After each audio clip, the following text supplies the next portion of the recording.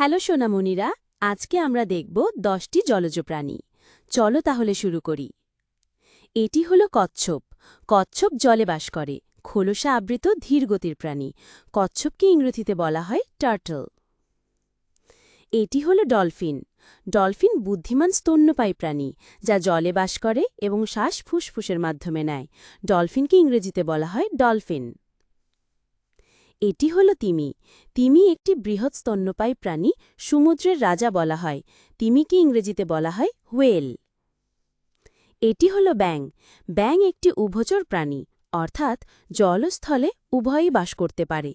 ব্যাঙকে ইংরেজিতে বলা হয় ফ্রগ। এটি হলো কাঁকড়া। কাঁকড়া একটি খোলসা আবৃত প্রাণী, পা ও চিমটি থাকে, মূলত জলজ।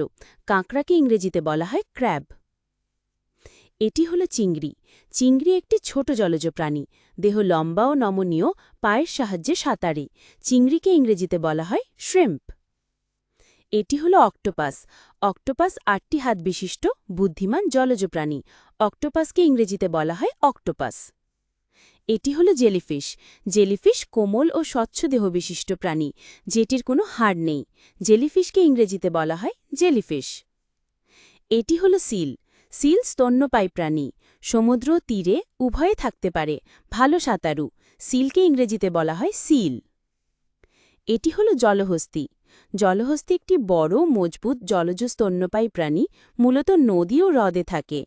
জলহস্তীকে ইংরেজিতে বলা হয় হিপ্পোপটেমাস। সোনামণিরা, আমি আবার আসব নতুন ভিডিও নিয়ে। সাবস্ক্রাইব করে সাথে থাকো। টাটা।